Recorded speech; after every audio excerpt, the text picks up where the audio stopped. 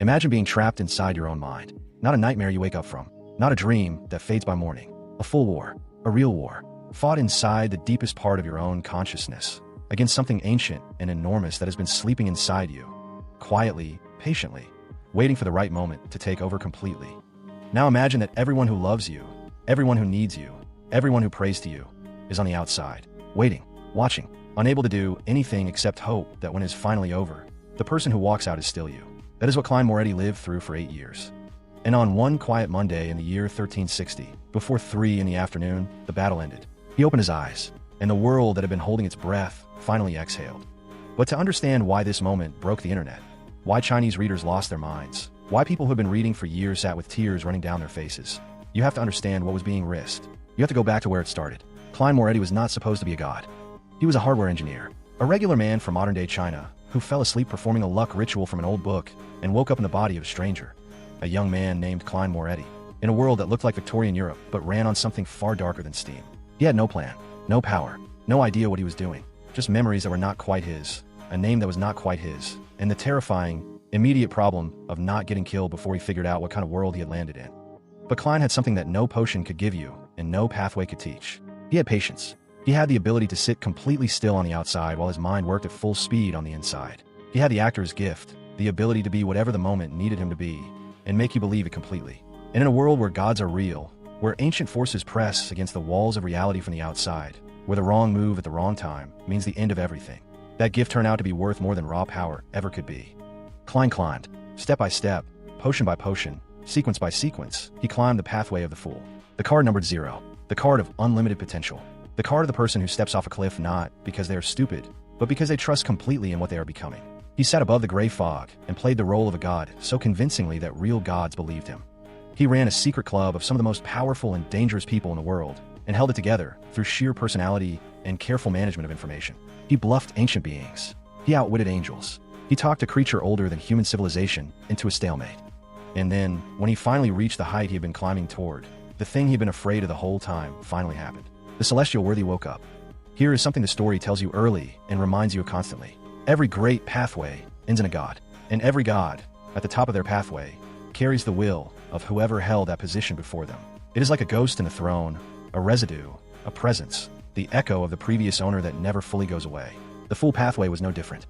The previous Lord of Mysteries, a being called the Celestial Worthy of heaven and earth for blessings, had poured himself into that position for an incomprehensible amount of time. His will, his consciousness, his identity, was woven into the very fabric of the power Klein now carried. And the higher Klein climbed, the stronger they became. It started as pressure, then as intrusion, then as something that felt less and less like Klein Moretti and more like something else entirely. Klein tried to hold it. He fought it every time it stirred. But after his final confrontation inside Sefirah Castle, a battle of absolute bluffing and psychological warfare against Amon, the most dangerous trickster in the world, he had pushed too hard. The celestial worthies will surged, and this time, Klein cannot push it back. The Evernight Goddess Amanises acted immediately. She used water from the river of eternal darkness and forced both the awakening will and most of Klein's consciousness into a state of eternal slumber. She told him the only way out was through. Go in. Fight the old consciousness in the dream. Win from inside, because from outside there was nothing left to do. Klein had just enough clarity remaining to leave behind 5 words. The world awakes. The fool returns. A promise. To everyone watching. To everyone who would keep going without him. To everyone who had believed in him when even he had not been sure he deserved it. Then he stepped through the door of light, inside Sefirah Castle, and disappeared. And the waiting began. 8 years is a long time to wait for someone who cannot hear you. The Tarot Club kept meeting. Furs Wall managed the gray fog with quiet efficiency. Walah Septon, the ancient being who kept starting his life over as a new child because it helped him stay sane, felt the tremors of the dream war from a distance and said nothing useful because there was nothing useful to say. Isaac Eggers stayed close, the angel who had outlasted every era, patient in the way only someone truly immortal can be. Audrey Hall kept the whole structure from collapsing through sheer competence and love for the people inside it. And Lumian Lee, a young man from a cursed village in the Indus Republic who had started all of this by being trapped in a time loop he did not understand, kept moving forward. He climbed faster than anyone expected, faster than was safe. He walked the Red Priest and Demon's pathways simultaneously, which should have been impossible and nearly killed him multiple times. He accumulated inside himself a horrifying collection of consciousnesses and powers that had to be carefully balanced every moment of every day. He contained within his body the primordial Demoness, the Blood Emperor, the seeds of something the world called the calamity of destruction. He was not moving forward because he was sure Klein would wake up. He was moving forward because Klein had trusted him to, and Lummi and Lee did not break that kind of trust. Then Audrey Hall, in 1359, made a move that changed everything. 5 people, 5 gold coins, 5 keys. Klein, years earlier when he was still a king of angels, had given 5 ordinary gold coins to 5 people. Isaac Eggers, Rionette Tynker, Merrick, Willow Septon, and Leonard Mitchell. The coins had been stored in Sefirah Castle's junk pile for so long that the castle's aura had seeped into them, changing them. They became something strange and rare, something that could be used as a medium to enter the dream of sleeping god. Those coins had traveled through various hands across years and missions, and unlikely exchanges, and eventually found their way to Lummi and Lee, Franca Rowland, Jenna, Anthony Reed, and Ludwig Phil. Audrey sent them in, all 5 of them, into the dream. Standing outside, watching them go, were Furs Wall, Leonard Mitchell, Rionette Willow Septon, Isaac Eggers, Sharon, Merrick, and Susie. Every important person in Klein's life who could be there was there, and the dream worked. Klein found an anchor. He used the identity he had spent years building. Gehrman Sparrow, the cold-eyed bounty hunter, the most feared legend in the Fog Sea, as a foothold back to himself. He achieved an initial awakening. Not complete, not free, but enough. Enough to start reaching back. Enough to begin preparing. June 25th, 1360. Before 3 in the afternoon, the battle inside the dream ended. Klein Moretti had stared down the consciousness of the celestial worthy of heaven and earth for blessings and refused to blink. Not just once. For 8 years, every single moment of the war inside the dream, he had refused to let go of who he was. And here is the beautiful, quiet irony of how it finally ended. The celestial worthy did not simply lose. He made a calculation. The mother goddess of depravity, an ancient, indestructible great old dominator who had been pressing toward the western continent for years, had made moves that threatened to resurrect the primordial God Almighty, the one force in all of existence that even the celestial worthy feared and hated completely. Faced with that threat, the old will decided that losing this particular contest to Klein was acceptable. Over tens of thousands of years, he believed there would be other opportunities. So he withdrew, quietly, calculating. Still dangerous, but for now gone. Klein completed his confrontation and fusion with the celestial worthy. He merged with the old will instead of fighting it endlessly. He became not just Klein Moretti, but something larger. A single pathway true deity of the full pathway, the full owner of Sefirah Castle, the Lord of Mysteries. He accommodated the uniquenesses of the error and door pathways as well, completing a transformation that had no real precedent in history. The ruler of the spirit world had returned, and the first thing he did was nothing. Nothing visible, anyway. He told 3 people, Lummi and Amanises, Willow Septon, that is all. Everyone else, every enemy watching, every god paying attention, every faction calculating odds, had no idea. Klein's awakening was a secret wrapped in a secret, because a magician does not perform unprepared. For over a month, he worked in silence. Every move Lummi made in those final weeks, every visit, every retrieval, every crisis managed, was part of a plan Klein was quietly laying out from above the gray fog. When Willow Septon suddenly felt that the timing was finally right to accommodate his own uniqueness, that was Klein clearing the path in the background. When certain things lined up across the world in ways that seemed like coincidence, they were not coincidence. They were performance and rehearsal.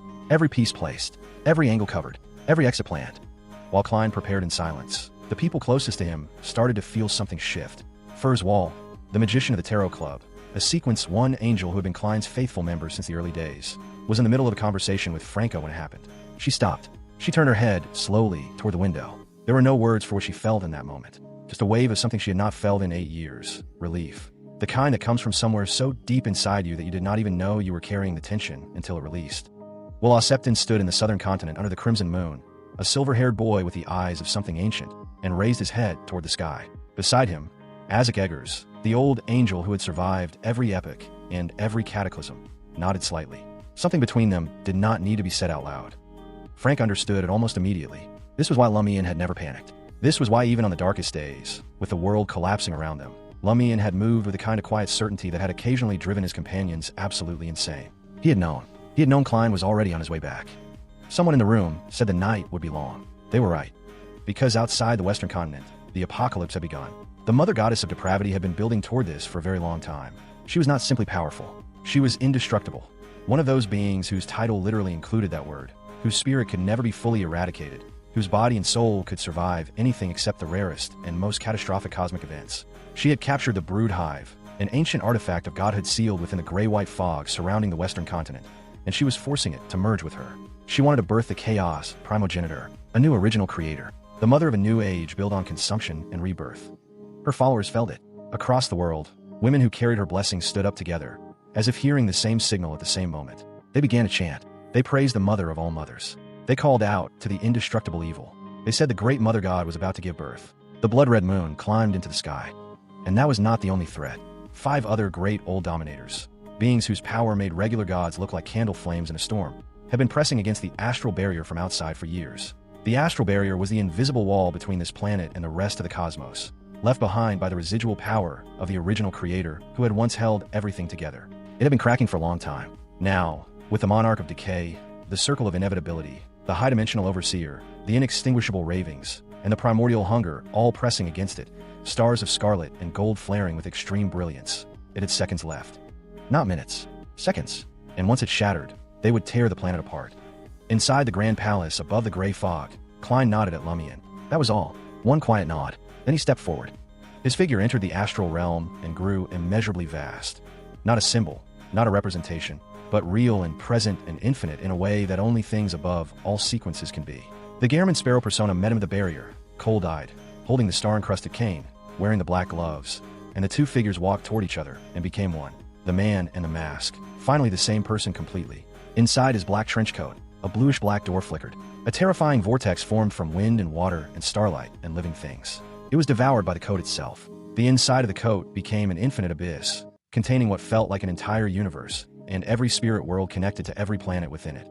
The Lord of Mysteries was on the field. His first act was one of the most extraordinary things in the entire story. He reached back into the fog of history, into time itself, and pulled the original astral barrier forward, placing it in front of the approaching outer deities. This shield was almost unimaginably ancient. It would hold for 2 to 3 seconds, no more. But those seconds were precisely what was needed. 2 seconds, bought by the Lord of Mysteries from history itself. His second act was to take every living being in the western continent below a certain threshold of power and graft their entire existence, their spirit bodies, their lives, their presence in the world, into protected zones, separated from the destruction that was about to happen. Millions of people moved in an instant. Not running, not evacuating, simply there, and then somewhere safe, like moving a page from one book to another without tearing it. Then he turned to the battlefield and began managing multiple fronts simultaneously. He stopped the goddess of fate by manifesting distorted shadows inside the river of fate itself, making its flow stagnate completely, a river of destiny frozen in place by the Lord of Mysteries.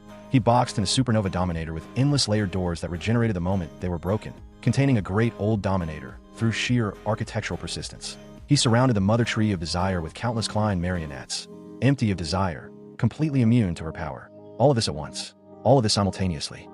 And while doing all of this, he still had enough presence left over to manage what needed to happen on the Earth Mother's battlefield. The Earth Mother Lilith made her sacrifice. This is one of the quieter moments in the final arc, and one of the most human. Lilith chose to die to delay the Mother Goddess of Depravity's complete fusion with the Brood Hive. She gave up her existence to buy Lumion the critical seconds he needed to accommodate the City of Calamity, to become what he needed to be for the battle ahead. Her final image, the last thing she saw before her consciousness dissipated, was Klein and Lumion bowing to her together. That single detail tells you everything about who Klein Moretti is. Even in the middle of managing a cosmic apocalypse, even while simultaneously holding back multiple great old dominators, he took the time to bow, to acknowledge, to say thank you to someone who had given everything. That is not a god performing godhood. That is a person who became a god and stayed a person. Klein then turned to the Broodhive itself and did what he does better than anyone. He fooled it. He used his authority over illusion and deception at the highest possible level, making the Broodhive utterly convinced of a false reality, while Lumion completed his accommodation. A performance within a battle within an apocalypse. The magician working his act while the world fell apart around him. On the other side of the battlefield, the Evernight Goddess Amanises had become something new. She had accommodated the river of eternal darkness and ascended beyond true God, becoming eternal darkness itself. Her first act was to strike all 5 incoming dominators at once with the river and her 3 uniquenesses combined. The Monarch of Decay blocked the strike alone. Then Lumion arrived. He and Amanises went after the Monarch of Decay together. 3 times they came close to wounding him decisively. 3 times the circle of inevitability, a 3-bodied great old dominator whose power over fate, loops, and inevitability made every victory feel stolen back the moment it happened. Intervened. The circle reset the state, rewound the outcome, undid what had just been done. Lumion changed the plan. Do not fight the monarch while the support is standing. Take out the support first. Amanises understood immediately. She released the full, undivided power of the river of eternal darkness, a river that does not loop, that always moves forward, that cannot be reset or reversed, that makes even death dissipate within its currents, and used it to destroy every loop node the circle of inevitability had placed on the battlefield. The illusory, colorless river swept through them all. They vanished without effect, one by one, like lights going out. The circle of inevitability, pulled by its godhood's instinct toward the Sefirah known as the Key of Light, became distracted just long enough. Lumion had his moment. He unfolded the mirror world of the City of Calamity and dragged the monarch of decay inside it, into a realm of endless starry sky where massive stars erupted and black holes tore the monarch from above and below simultaneously. Then Lumion stepped out of Starlight Door directly behind the monarch, holding a black flame greatsword, and struck with everything he had. The price was immediate. His body began to decay from the inside. The internal balance he had maintained at enormous cost, the balance between all the consciousnesses and powers crammed inside him, began to collapse. He had minutes left, maybe less, but the monarch of decay was wounded, badly. He retreated. The circle of inevitability, having also failed in its attempt to claim the key of light, chased after the fleeing monarch through a mystical connection they had created themselves, disappearing into the astral world. 2 of the 5 great old dominators were gone from the field. The primordial hunger was still there. Grisha Adam, the ancient sun god, the being who had become quasi-great old one, and was now fighting both the primordial hunger and the stirring consciousness of the primordial god almighty inside himself, was nearly out of control. Amanises wrapped him in darkness and put him into a temporary slumber. It bought time. Not much, but time. Lumion charged the primordial hunger without hesitation. And then, because Lumion is Lumion, in the middle of a battle against an ancient cosmic entity, he reached out mentally to Ludwig, his follower, now fighting with the Red Angel Legion at the edge of the universe, and said 2 words. Call me father. Ludwig, completely stunned, did not have time to think. He shouted it. The primordial hunger, a vortex of ancient hunger given form, a being that predated human civilization, heard what sounded like another version of itself calling its enemy above it father, and stopped. Just for a second, just long enough to be utterly, completely baffled. In that second, Lumion struck. The primordial hunger, sensing something from Lumion that it could not fully explain, an aura of both creation and ending, the feeling of the one who makes the world and who ends it, backed away wounded and retreated. A great old dominator, one of the most ancient forces in the cosmos, had been disrupted by a joke.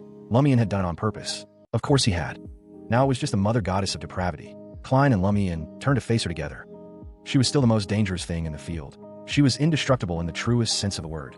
Her spirit could never be fully eradicated. Her body and soul would always rebuild. She could reset herself if she needed to, returning to a prior state at the cost of everything she had accumulated in the battle. The goal had never been to kill her. Klein and Lumion both understood this. The goal was to make the price of staying too high to pay. They hid her together. The combined force of the Lord of Mysteries and the Calamity of Destruction. The Fool and the Chariot, 2 protagonists from different eras who had both found themselves in the middle of a story larger than either of them, struck the mother goddess with such violence that the stars dimmed across the cosmos. Reality shook, and the planet beneath them temporarily lost all its vitality. The mother goddess screamed. She began to collapse. Her colossal form reduced layer by layer, the black flames of destruction burning through her outer presence. Then she reset herself. It was her right as an indestructible. Return to an earlier state. Lose what you gain, survive. She lost her symbolisms. She lost her accumulated progress toward the chaos primogenitor. She survived. Klein did not pursue. He had made his point. He approached the mother goddess of depravity and offered her a deal. Stop. Walk away. A temporary ceasefire of 2 to 3,000 years. She looked at what was left of the battlefield. The monarch of decay, wounded and fleeing. The circle of inevitability, gone. The primordial hunger, retreated. The brood hive fusion, interrupted. Her own body, reset and weakened. The supernova dominator, still sealed. She looked at Klein.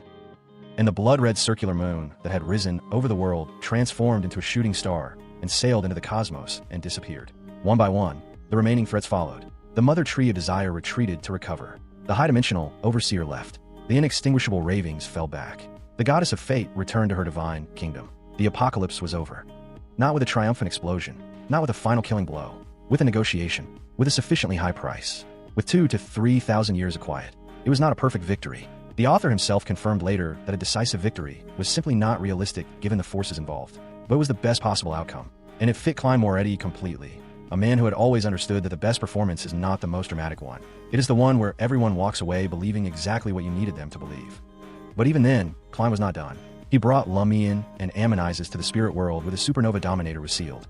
Lumion suggested simply destroying him as he came out of the seal. Klein said no, not because it could not be done, but because the supernova dominator would survive long enough to break the seal from the inside, which would give the mother goddess of depravity a reason to return before she had fully retreated. Klein had something better. He told Amanises to cloak the area. Then he turned to Lumion and explained the plan. The moment the seal cracked, Klein would hit the supernova dominator with the foolishness symbolism, his authority over blind stupidity and the erasure of reason, at maximum force. In the seconds while a cosmic entity stood blank and empty, Lumion would use the omniscient eye, through his connection to Chaos C, to analyze the supernova dominator's behavior patterns, and then hypnotize him, implanting a virtual persona that would make him friendly, cooperative, and quietly convinced that the other great old dominators were his enemies. It worked. The supernova dominator departed the spirit world with satisfaction and joy, carrying a fake identity and a set of loyalties he had not chosen, heading back into the cosmos as a secret ally. A great old dominator had been turned into a hidden weapon by the Lord of Mysteries and Calamity of Destruction. Through deception, so clean the target never even felt it. Lumion spread 6 arms and grinned. Praise be to you, ruler of stars. Then Klein made 2 wishes. Let the star system be restored to how it was near the end of the previous epoch. Let the earth be restored to how it was before the mother goddess of depravity's descent. And the world bloomed again. Cities that had been ruins breathed new life. The land that had gone lifeless filled with growing things. The stars steadied in the sky. People who had been grafted into protective zones found themselves back in familiar streets, in familiar homes, with no memory of what had nearly happened to them. The world did not know what had been done for it, but it was alive. And 10 years later, Klein's sister Melissa would pray to Mr. Fool with a little girl named Alice beside her, a child who carried the Moretti name, the name of a man who had come from nowhere and given everything.